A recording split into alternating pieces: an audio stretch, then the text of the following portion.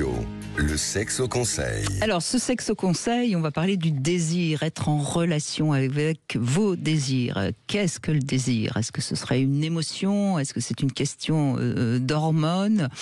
Bon, sincèrement, les réponses sont très très diverses et certaines sont plus ou moins convaincantes. Je crois quand même qu'il faut rappeler que le désir est assez indéfinissable. Il y a des gens qui ont beaucoup de désirs pour quelqu'un, il y en a qui ont beaucoup de désir pour tout le monde, il y en a qui n'ont pas du tout de désir. Je crois que, cela dit, quand on parle de désir, on parle d'envie, et dans ce mot envie, on pense aussitôt à la vie. En fait, avoir du désir, c'est se sentir en vie, et là, pas de doute, on voit bien d'ailleurs que que le désir est un moteur, puisque quand on est en dépression, en général, on est dans un état dans lequel le désir ne peut plus circuler.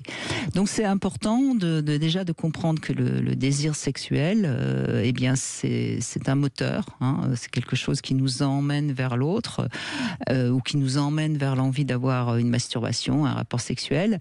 Et alors, est-ce que c'est inné, est-ce que c'est acquis? Ça, c'est la grande question. Moi, je sais pas, j'aime pas répondre à ça parce que ça va dépendre des gens. Mais pour résumer, le désir, c'est un état psychique particulier qui peut être dû à une attirance, mais qui peut aussi venir de nous-mêmes, d'un besoin de se soulager, de soulager une pulsion. Et le désir, c'est un élan qui va nous pousser vers. Donc, c'est important de comprendre où on en est de ses désirs. Et peut-être que c'est important de pouvoir aussi, quand on en parle avec son partenaire, de comprendre bien cet élan qui est synonyme de désir. Mais je pense que, et je le redis souvent, il y a deux désirs. Il y a un désir qui est un élan, donc qui part de moi vers quelque chose, et il y a un désir qui vient de l'extérieur vers moi. Et qui me donne envie de faire l'amour. C'est le désir de l'objet, c'est le désir de la nouveauté, c'est le désir du gâteau dans la vitrine du pâtissier. Il est là et il éveille un désir qui ne va pas forcément répondre à un besoin. On est bien d'accord. C'est juste, mon cerveau fixe sur l'objet un désir, un besoin. Il s'imagine qu'avec ça, il va aller bien, il va être heureux, il va être plus excité. Donc, c'est vraiment deux mouvements. Et il y a des gens qui sont quand même beaucoup plus ouverts de l'extérieur vers eux-mêmes et peu à l'écoute de leurs désirs. Et je pense que si on veut avoir une sexualité épanouie dans le cadre d'un couple sur le long terme, il faut être à l'écoute de ces désirs qui viennent de nous.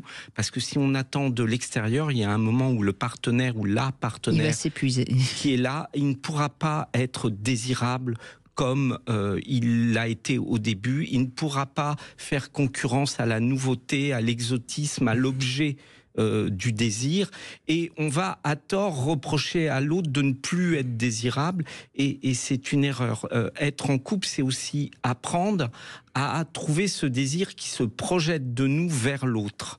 Et ce travail est très important pour réussir une sexualité épanouie sur le long terme dans un couple. Voilà, et qu'est-ce qui peut aider à ce que le désir de faire l'amour continue à exister en nous? C'est d'avoir des rapports sexuels qui nous apportent du plaisir. Sinon, c'est très compliqué d'avoir du désir si chaque fois que le rapport n'est pas satisfaisant. Donc ça, c'est important aussi de le comprendre. Et c'est d'avoir un rapport soi-même à son désir. Et bien souvent, le mot qui vient derrière, c'est à son excitation, un rapport positif. Beaucoup de femmes censurent la dimension excitée de leur personnalité. C'est-à-dire, comme elles disent, mais je me retrouve au-dessus du lit, je me vois faire, et là, tout d'un coup, ça bloque tout. Parce que avoir envie, oui, mais me voir excitée, me voir prête à faire des choses, c'est ce qui peut bloquer. Donc ça veut dire qu'il faut qu'on soit aussi en accord avec ce que notre désir peut avoir d'animal et de pas raisonnable, pas... Et c'est là où on voit toutes les femmes qui n'aiment pas leur corps, qui sont, qui ont des idées comme ça très reçues sur le bien pensant de la sexualité. C'est compliqué.